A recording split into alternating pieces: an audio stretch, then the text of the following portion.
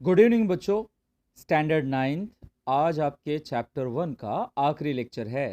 Practice set 1.3 from geometry.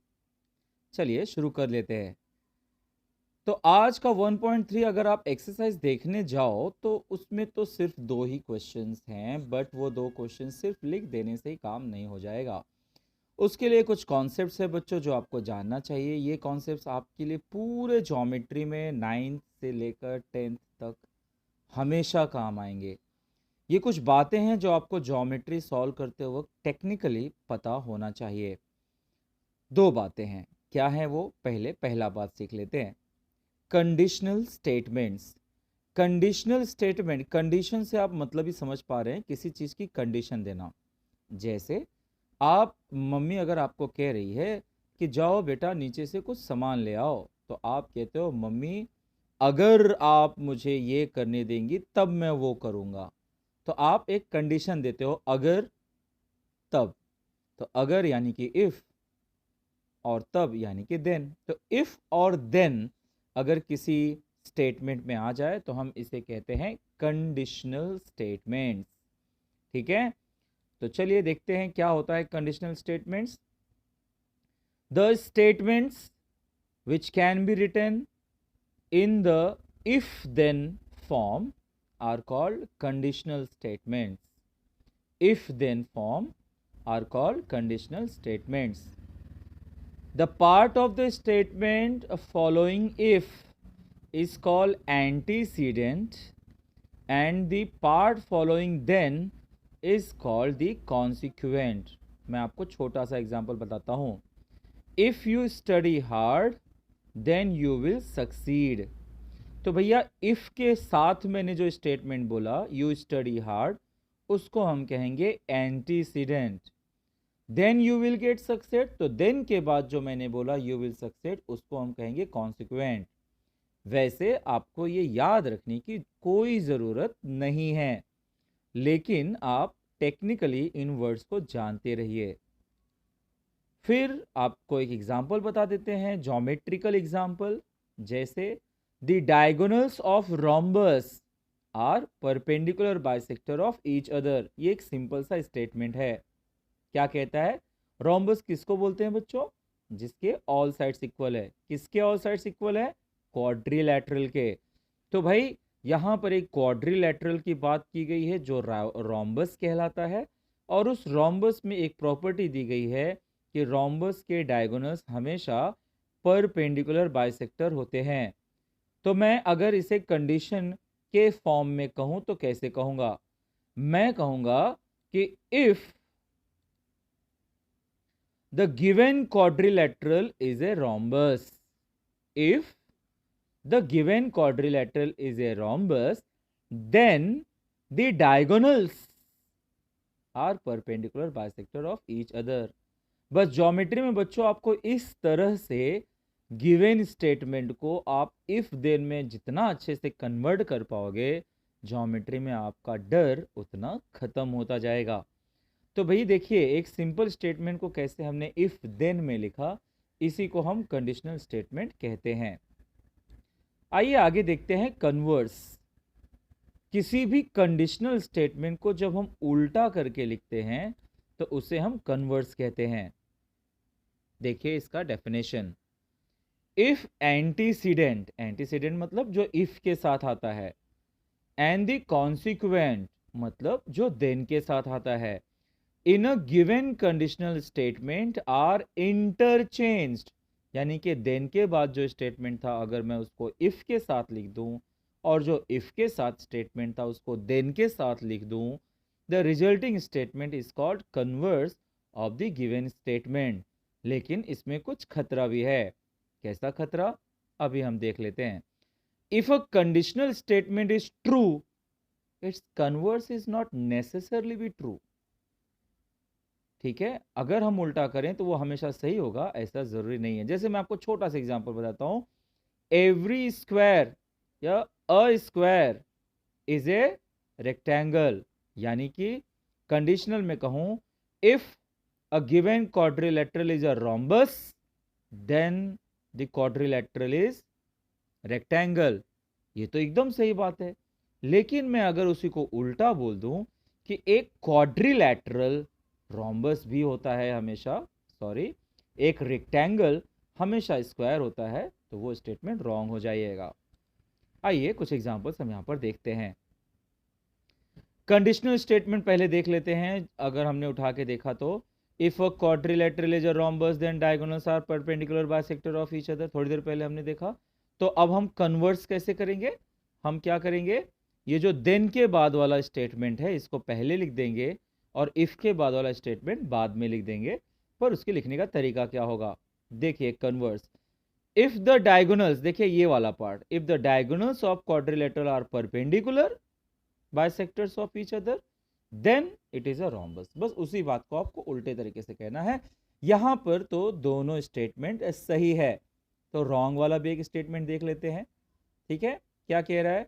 In the above example the statement and its converse are true, but see here, now consider the following example. What is that following example? Conditional statement, if a number is a prime number then it is even or odd। अगर एक prime number है हमारे पास तो वो even भी हो सकता है या ऑड भी हो सकता है। आपको पता है ना, प्राइम नंबर में सिर्फ 2 एक ऐसा प्राइम नंबर है जो इवन है, बाकी सब ऑड है। लेकिन अगर मैं इसी को उल्टा कहूं कि मेरे पास कोई भी नंबर जो इवन और ऑड है वो प्राइम नंबर ही होगा, तो ये रॉन्ग हो जाएगा। प्राइम नंबर इवन या ऑड हो सकता है लेकिन हर इवन ऑड प्राइम नहीं हो सकता। तो यानी अगर मैं इसका कन्वर्स करता हूं कुछ इस तरह से, if a number is even or odd then it is a prime number, तो ये स्टेटमेंट जो ओरिजिनल वाला था वो तो ट्रू था पर कन्वर्स फॉल्स था। तो कन्वर्स के मामले में ये एग्जांपल आप याद रखिए कि कन्वर्स करने पर ये ज़रूरी नहीं है कि हमारा स्टेटमेंट ट्रू ही बना रहे, it may become false also. इसका हम यूज देखेंगे 1.3 में। इस चैप्टर में बच्चों एक प्रॉपर्टीज आपको बताई है, यूक्लिड्स पोस्टुलेट। आप इसके नाम से मत डर जाइए। ये जो पोस्टुलेट्स है, पोस्टुलेट्स कहते किसे हैं पहले तो मैं आपको वो बता दूं। Geometrical statement which are accepted by all and call them postulates. जो ऐसे ज्योमेट्री में कुछ ऐसी बातें हैं जो सिर्फ मान ली गई हैं, उसको हम प्रूव नहीं करते हैं, तो ऐसी चीजों को हम पोस्टुलेट्स कहते हैं और हिंदी में गृहित कहते हैं। यूक्लिड के पोस्टुलेट्स पे तो बाकायदा सीबीएसई बोर्ड में एक चैप्टर है बच्चों। यूक्लिड ने ज्योमेट्री की बेसिक से बेसिक बातें बताई हैं, उसमें से कुछ 4-5 बातें आपके टेक्स्ट बुक में, इसे आप यूक्लिड के नाम से जानते रहिए, या फिर बेसिकली ये प्रॉपर्टीज क्या है कम से कम उतना जरूर जानिए। तो क्या क्या पोस्टुलेट्स हैं, उनके क्या क्या प्रॉपर्टीज है देखिए। There are infinite lines passing through a point, there is one and only one line passing through 2 points, a circle of given radius can be drawn taking any point as a centre, all right angles are congruent with each other if two interior angles formed on one side of transversal of two lines add up to less than two right angles, then the lines produced in that direction intersect each other। भाई ये 5 property है, पढ़ लिए तो समझ में आया। चलिए एक एक करके समझते हैं। सबसे पहले हम पहली प्रॉपर्टी देखते हैं। पहली प्रॉपर्टी हमें सिर्फ समझना है बच्चों, प्रूव नहीं करना है। पोस्टुलेट मतलब जस्ट आप बिलीव करिए कि ऐसा होता है। देखिए आपको बिलीव हो भी जाएगा। There are infinite lines passing through a point. लीजिए हम एक पॉइंट ले लेते हैं। अब इस पॉइंट से हम कितने लाइंस ड्रॉ कर सकते हैं बच्चों? देखो यहां पर मैंने कुछ ड्रॉ करने की कोशिश किया, ऐसे 1 2 3 4 5 6, वो भी मैंने दूर दूर ड्रॉ किए हैं। इसका मतलब मैं यहां से infinite number of lines pass कर सकता हूं ना बच्चों, इनफाइनाइट। ये तो मैंने कुछ एग्जांपल दिए हैं, तो बस यही स्टेटमेंट है। ठीक है, आप अंडरस्टैंडिंग करके रखेंगे तो ये लर्न करने में आपको तकलीफ नहीं होगा। फिर से देख लीजिए स्टेटमेंट क्या कहता है। There are infinite lines passing through a point. ये यूक्लिड का फर्स्ट पोस्टुलेट है। फिर देखिए उसका सेकेंड प्रॉपर्टी क्या कहता था। सेकेंड प्रॉपर्टी कह रहा था कि there is one and only one line passing through 2 points. क्या मतलब, देख लीजिए इसका मतलब। 2 पॉइंट ले लेता हूं मैं। प्रॉपर्टी कहता है कि there is one and only one line passing through the 2 points. तो देखो इस 2 लाइन से होकर मैं ऐसा सिर्फ एक ही लाइन खींच सकता हूं जो इन दोनों से होके जाए। मैं और कोई लाइन ड्रॉ नहीं कर सकता जो एक ही लाइन इनसे होते जाए। तो कभी भी 2 पॉइंट से होकर one and only one line pass करता है। अब ये बात कहोगे सर आप तो सिंपल सी बात थी। हाँ भाई सिंपल सी बात है, लेकिन जब आप उसको ज्योमेट्रिकल टर्म्स में देख रहे हो, यूक्लिड्स की प्रॉपर्टी पूछ रही है, तब आप नहीं बता पाओगे। जैसे न्यूटन्स के सारे रूल्स आपके लाइफ में वैसे ही यूज होते हैं, बट जब पूछा जाता है कि फर्स्ट रूल क्या है, सेकेंड रूल क्या है, थर्ड रूल क्या है, तब आप कंफ्यूज हो जाते हो। उसी तरीके से ये भी याद रखिए। फर्स्ट प्रॉपर्टी आपने देखा सिंगल पॉइंट के बारे में, दूसरी प्रॉपर्टी आप देख रहे हो 2 पॉइंट्स के बारे में। अब देखिए तीसरा, a circle of given radius can be drawn taking any point as its centre. अगर हम कहीं पॉइंट ले लें, कोई रेडियस डिसाइड कर लें, हम फटाक से सर्कल बना सकते हैं। कहीं भी हम पॉइंट ले लें, रेडियस ले लें, तो सर्कल बना सकते हैं। बड़ी सिंपल सी बात थी। यानी रेडियस लेके हम कोई भी सर्कल कहीं भी बना सकते हैं अगर हमें पॉइंट यानी कि सेंटर पता है तो। ये थी इनकी थर्ड प्रॉपर्टी। चलिए फोर्थ प्रॉपर्टी देख लेते हैं। फोर्थ प्रॉपर्टी कहता है कि all right angles are congruent with each other. Right angle किसे कहते हैं बच्चों? इसे, जिसका 90 डिग्री होता है। तो चाहे साइड्स उसके बड़े हों या छोटे हों, लेकिन अगर वो 90 डिग्री है तो ऑलवेज जितने भी राइट एंगल दिखेंगे आपको, राइट एंगल्स, हाँ, not triangles I am saying, जितने भी एंगल्स हैं अगर 90 डिग्रीज के हैं तो हम उनको कॉन्ग्रुएंट ही कहेंगे। ठीक है, और ये प्रॉपर्टी सबके साथ एप्लीकेबल है। अगर एंगल का मेजरमेंट सेम है तो हम एंगल को हमेशा कॉन्ग्रुएंट कहेंगे। तो फोर्थ प्रॉपर्टी भी बहुत इजी प्रॉपर्टी था। अब आइए समझते हैं इनकी आखिरी प्रॉपर्टी, प्रॉपर्टी नंबर 5। थोड़ा अच्छा है, ये काम का है। ये ज्योमेट्री में चैप्टर भी है आपके पास, जहाँ पे आप पैरेलल लाइंस के बारे में पढ़ेंगे, पैरेललोग्राम के बारे में पढ़ेंगे। वहाँ पर ये रूल बहुत ज़्यादा हेल्पफुल होने वाला है। If two interior angles are formed on one side of a transversal of two lines add up to less than two right angles। अब बच्चों इसका मतलब समझिए क्या है। पहले तो मैं आपको समझा दूं कि इंटीरियर एंगल कहते किसे हैं और ट्रांसवर्सल किसे कहते हैं। सपोज आपके पास 2 लाइंस हैं, उस लाइन को, अब ये लाइन पैरेलल है, फॉर एग्जांपल मैं आपको समझा रहा हूँ। पैरेलल लाइन किसको बोलते हैं बच्चों? जैसे रेल की पटरी हो गई, जैसे खिड़कियों के डंडे हो गए, मतलब जिनके बीच का डिस्टेंस ऑलवेज इक्वल है। ठीक है, जिनके बीच का डिस्टेंस ऑलवेज इक्वल है, वो कभी एक दूसरे को इंटरसेक्ट नहीं करते, उसे हम पैरेलल लाइंस कहते हैं। अगर किसी पैरेलल लाइन को इंटरसेक्ट करना ही है तो किसी तीसरे लाइन को आना पड़ता है, कुछ इस तरह से। तो ये तीसरा जो लाइन होता है बच्चों, इसे हम ट्रांसवर्सल कहते हैं। ट्रांसवर्सल। अब ये ट्रांसवर्सल बच्चों, ये जो एंगल बनाता है ना इनसाइड, एक यहां पर, ठीक है, सपोज इसका मेजरमेंट 110 है, एक यहां पर समझो इसका मेजरमेंट 70 है। तो अगर पैरेलल लाइन है बच्चों, तो दिस इज फॉर श्योर कि उनका सम 180 होगा। अगर पैरेलल है तो 180 होगा। अब 180 का मतलब क्या हुआ बच्चों? राइट एंगल किसे कहते हैं? जो 90 डिग्री का होता है। तो 2 राइट एंगल किसे कहेंगे? 2 राइट एंगल किसे कहेंगे? 2 इंटू 90। तो ऑलवेज अगर पैरेलल लाइन है तो उनके बीच जो इंटीरियर एंगल है उनका सम हमेशा 180 ही होगा, ये पक्का है। अगर ऐसा हो गया कि 2 लाइंस हैं जो कि पैरेलल नहीं है, या आप जान रहे हो, अगर हम उनका इस तरह से एंगल्स फाइंड करें, समझो अगर यहाँ पे 70 था, यहाँ पे 71 आ गया, मतलब ये 181 हो गया। चाहे वो दो राइट एंगल से लेस हो जाए, चाहे 2 राइट एंगल से ज्यादा हो जाए। सपोज अगर यहाँ पे ज्यादा आ गया बच्चों तो यहाँ कम आ जाएगा। तो कभी भी अगर इंटीरियर एंगल का मेजरमेंट 180 डिग्री से कम आ जाए या ज़्यादा आ जाए तो पक्की बात है कि वो लाइंस पैरेलल नहीं होंगे, और पैरेलल नहीं होंगे तो वो कभी ना कभी एक दूसरे को इंटरसेक्ट कर ही देंगे। आप कब श्योर हो सकते हो कि इंटरसेक्ट नहीं करेंगे?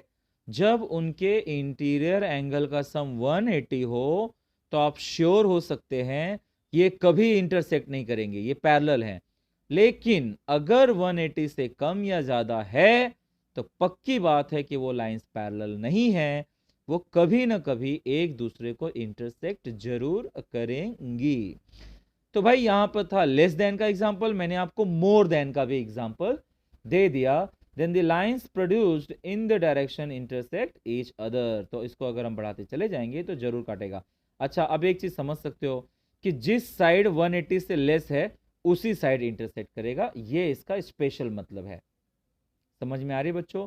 सपोज ये टोटल कितना होना चाहिए, 180 होना चाहिए ना, तो 180 में से 110 गया तो कितना बचा, 70। और यहाँ कितना बचेगा, यहाँ पे बचेगा 109। तो 109 और 70 को ऐड करूंगा तो ये आ जाएगा 179। तो जिस तरफ का एंगल 180 से लेस होगा उसी तरफ वो लाइंस इंटरसेक्ट करेंगे, ये पक्की बात है। यही हमारा फिफ्थ प्रॉपर्टी या पोस्टुलेट्स कहता है। तो बच्चों ये कुछ बातें थी जो हमें सिर्फ मान लेनी है, इसके प्रूफ के पीछे हमें नहीं भागना है, इसी को हम पोस्टुलेट्स कहते हैं। फिर बच्चों ज्योमेट्री में आता है, जिसकी वजह से ज्योमेट्री से बच्चे डरते हैं, घबराते हैं, परेशान रहते हैं, वो होता है प्रूफ। और प्रूफ आप बिना इफ और देन के कर ही नहीं सकते, जो आपने सीख लिया कंडीशनल स्टेटमेंट के मार्फत। तो प्रूफ के बारे में भी कुछ बातें हैं जो आप जान लीजिए। द लॉजिकल आर्ग्यूमेंट, बहस जिसमें कुछ लॉजिक हो, made to prove a theorem, किसी बात को प्रूव करने के लिए जो आर्ग्यूमेंट किया जाता है, जो स्टेप्स लिखते हैं, उसी को हम कहते हैं प्रूफ। प्रूफ के दो तरीके होते हैं, एक होता है डायरेक्ट मेथड, एक होता है इनडायरेक्ट मेथड। समझते हैं क्या होता है डायरेक्ट और क्या होता है इनडायरेक्ट। तो चलिए डायरेक्ट प्रूफ क्या होता है हम देख लेते हैं, अपने सॉल्ड एग्जाम्पल अपनी किताब में ही दिया हुआ है। मैं आपको डायरेक्टली ये समझा देता हूँ कि ये है कैसे प्रूफ। देखिए क्वेश्चन क्या कह रहा है, क्वेश्चन कह रहा है the opposite angles formed by two intersecting lines are equal measures. भाई इसको आप आगे से चलकर जानेंगे वर्टिकली ऑपोजिट एंगल्स या फिर शीर्षाभिमुख कोण इसे हिंदी में कहेंगे। अगर कोई दो लाइंस इंटरसेक्ट करती हैं तो उनसे बनने वाले ऑपोजिट एंगल्स कॉन्ग्रुएंट होते हैं, चाहे इनका पेयर ले लीजिए चाहे ऊपर और नीचे का पेयर ले लीजिए। ये बहुत ही इजी है, बट अब आप ज्योमेट्री बच्चों स्पेशली सीख रहे हो, 8th तक आपको ये सब नहीं था, तो बड़े सिस्टमेटिकली आपको लिखना होगा। अब आपको केवल क्वेश्चन दे दिया कि भाई प्रूव करो कि opposite angles formed by two intersecting lines are of equal measures. तो आप क्या करोगे कि टू लाइंस ड्रॉ करोगे, दो एंगल्स दिखा दोगे, तो ये आपका गिवन हो जाएगा। ठीक है, अब क्या करना है, प्रूव करना है। क्या प्रूव करना है, या तो आप प्रूव कर सकते हो कि A O C is equal to B O D, मतलब इन दोनों को प्रूव कर सकते हो, या फिर आप प्रूव कर सकते हो कि B O C is congruent to A O D. ठीक है ना, कोई भी पेयर हम ले सकते हैं, वो हमारा टू प्रूव हो जाएगा। जब भी प्रूव करना होगा तो आप लिखेंगे प्रूफ। बहुत इजी है, देखिए कैसे है। वो कह रहा है कि ए ओ सी, ध्यान देना जो मैं माउस का क्लिक दे रहा हूं आपको, A O C plus B O C is 180। ये प्लस ये बच्चों 180 है, ये प्लस ये 180 है।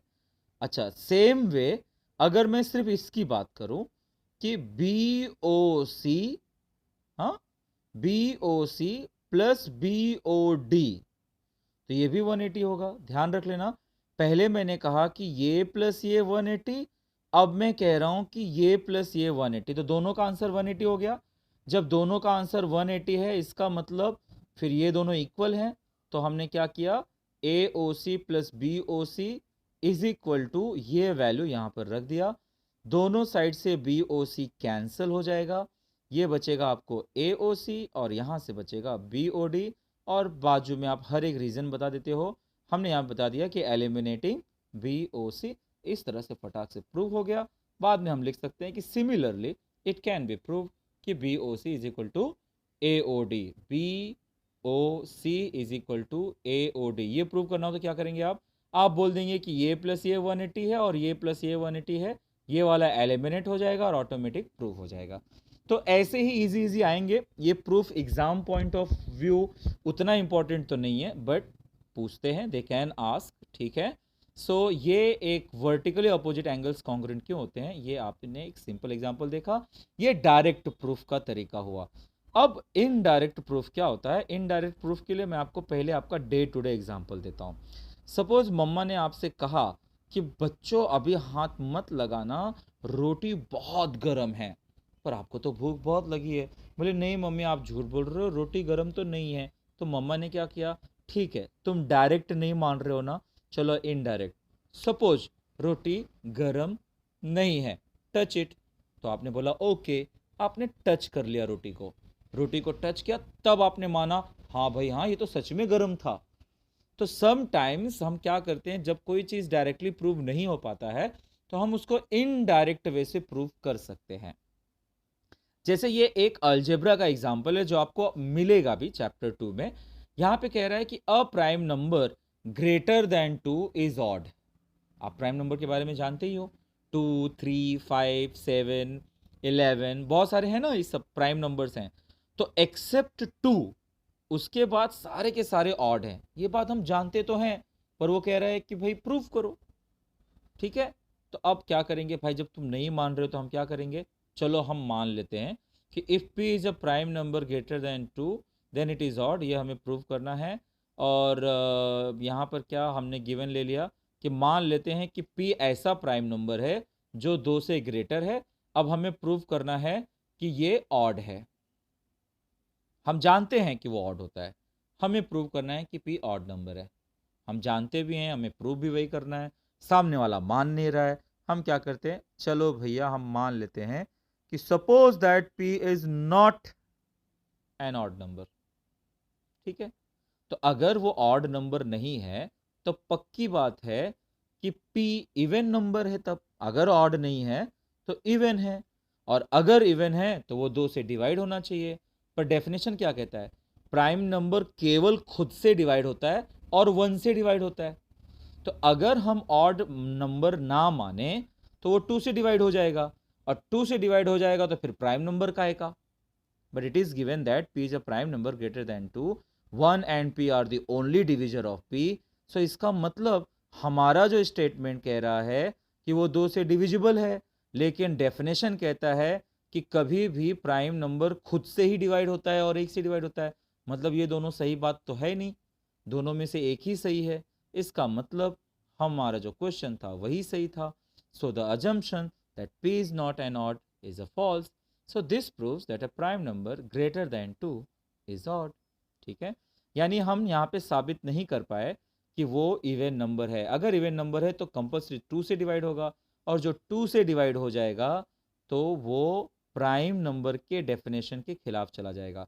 प्राइम नंबर का डेफिनेशन ही कहता है कि वो खुद से डिवाइड होता है और 1 से डिवाइड होता है, इसके अलावा किसी से भी नहीं। तो अगर वो 2 से भी डिवाइड हो जा रहा है तो हमारा जिद करना गलत था, यानी कि जो क्वेश्चन कह रहा था वो सही था। तो ये बच्चा हो गया इनडायरेक्ट मेथड। तो बहुत हो गया इंट्रो, बहुत हो गया डेफिनेशन, बहुत बातें हो गई 1.3 के पहले। 1.3 उतना डिफिकल्ट नहीं है। अब इसलिए डिफिकल्ट नहीं होगा बच्चों क्योंकि आपने ये सारी बातें जान ली है। चलिए फटाफट एक्सरसाइज पे आ जाते हैं। 2 ही क्वेश्चन है बच्चों, और दोनों क्वेश्चन में 3-3 क्वेश्चंस हैं। कह रहा है कि write the following statements in if then form. If then form मतलब कंडीशनल फॉर्म में लिखना है। चलिए पहला क्वेश्चन देख लेते हैं। पहला क्वेश्चन कह रहा है the opposite angles of parallelogram are congruent. If then में लिखना है। रोम्बस का एग्जांपल हम देख चुके हैं। भाई पैरेललोग्राम क्या होता है, क्वाड्रिलेटरल होता है, ठीक है। The opposite angles of parallelogram are congruent. तो हम क्या करेंगे, इफ के साथ क्या लिखेंगे, if a quadrilateral is a parallelogram then yes then opposite angles of that quadrilateral are congruent। इसी में से हम उसके 2 टुकड़े कर लेते हैं। फर्स्ट पार्ट को इफ के साथ लिखते हैं, सेकेंड पार्ट को हम देन के बाद लिखते हैं। आपको याद है ना क्या कहते हैं, precedent and consequence. Second, the diagonals of a rectangle are congruent. ठीक है। अब ये भी रेक्टेंगल भी क्या है, क्वाड्रिलेटरल है। If a quadrilateral is a rectangle then the diagonals are congruent. Easy. बस बच्चों इसमें आपको स्टेटमेंट लिखना सिखाया है कि आप कैसे आगे चल के ज्योमेट्री सॉल्व करने वाले हो, किस तरह की स्किल आपके अंदर आ जानी चाहिए। Hope you have understood this. Third देखिए, इन एन आइसोसेलेस ट्रायंगल, भाई ट्रायंगल की बात चल रही है, the segment joining the vertex and the mid point of the base is perpendicular to the base. ये एक प्रॉपर्टी है आइसोसेलेस के बारे में, खैर प्रॉपर्टी क्या है वो बाद में देखिएगा। स्टेटमेंट पहचानिए, दो स्टेटमेंट क्या है, एक तो ये कि आइसोसेलेस ट्रायंगल है, दूसरी बात ये कि देन, यहां पे बड़ा इजी है, यहां पे देन लगा देंगे हमारा काम हो जाएगा। So if a triangle is an isosceles then rest is everything जो लिखा हुआ है। ठीक है, तो पहला क्वेश्चन हो गया फटाक से, ये रहा आपका फर्स्ट, सेकेंड और थर्ड क्वेश्चन। आइए बढ़ते हैं क्वेश्चन नंबर 2 की तरफ। अब यहाँ पे कन्वर्स लिखना है। कन्वर्स आपको पता है ना बच्चों, ओरिजिनल इफ देन में जो भी लिखा रहेगा उसको आपको उल्टा करके लिखना है। The alternate angles found by two parallel lines and their transversal are congruent. यानी कि ये पहला स्टेटमेंट है और ये दूसरा स्टेटमेंट है, हमें उल्टा लिखना है। ठीक है, if the transversal are congruent then alternate angles क्या कहते हैं वो इक्वल रहेगा। देखिए, if alternate angles made by two lines, if alternate angles made by two lines and its transversal are congruent, ठीक है, then the given two lines are parallel। तो if और then के साथ इसको लिख के लेना था। सेकेंड क्वेश्चन कहता है, if a pair of interior angles made by transversal of two lines are supplementary then the lines are parallel. हमने यूक्लिड के पॉस्टुलेट में पांचवा ये देखा था कि अगर इंटीरियर एंगल का पेयर सप्लीमेंट्री हो यानी कि 180 हो तो लाइंस पैरेलल होते हैं। उल्टा क्या होगा, अगर लाइन पैरेलल होते हैं तो सप्लीमेंट्री होंगे उनके interior angles. So if two parallel lines are intersected by a transversal then interior angles so formed are supplementary. तो जरा यहाँ पे अच्छे तरीके से लिखा है, कोई दिक्कत नहीं, आप रफ स्टेटमेंट भी लिख सकते हैं। जैसे आप लिख सकते हो, if two lines are sorry if the lines are parallel then, इसके बाद ये पूरा का पूरा स्टेटमेंट आप लिख डालिए, कोई दिक्कत नहीं है। पर जितना आप सिस्टमेटिक रहेंगे बच्चों उतनी अच्छी बात होगी। आ गया आज का हमारा लास्ट क्वेश्चन। क्वेश्चन कह रहा है the diagonals of rectangles are congruent. Rectangle मतलब यस पैरेललोग्राम, पैरेललोग्राम मतलब यहाँ पर हम बात कर रहे हैं किसकी, क्वाड्रिलेटरल की। The diagonals of rectangles are congruent, तो भाई डायगोनल की बात पहले है ना, और फिर रेक्टेंगल की बात है। तो if the diagonals of a quadrilateral are congruent then the quadrilateral is a rectangle. तो इस तरह से आपने सारे कन्वर्ट्स लिख डाले, आपने कंडीशनल स्टेटमेंट्स लिख डाले, और इस तरह से आपका ज्योमेट्री जो आप पहली बार फेस कर रहे हैं, 9th में ज्योमेट्री का पहला चैप्टर ख़त्म हुआ बच्चों। उम्मीद है आपको ये चैप्टर बहुत पसंद आया होगा। स्टिल अगर आपको कुछ डाउट्स रह गए होंगे इस चैप्टर में, कमेंट करिए, मैं उन डाउट्स को लेकर भी वीडियो ज़रूर बनाऊंगा। आप अपने दोस्तों को बताइए कि इस चैनल पर 9th और 10th के मैथ्स, चाहे वो अलजेब्रा हो चाहे ज्योमेट्री, उसके सारे चैप्टर्स मिलेंगे बच्चों। एक रिक्वेस्ट है आपसे कि अगर सच में आपको ये वीडियो पसंद आया होगा तो आप इसे अपने व्हाट्सएप स्टेटस पे भी रखिए और लोगों से शेयर भी करिए। Thank you very much, have a great day.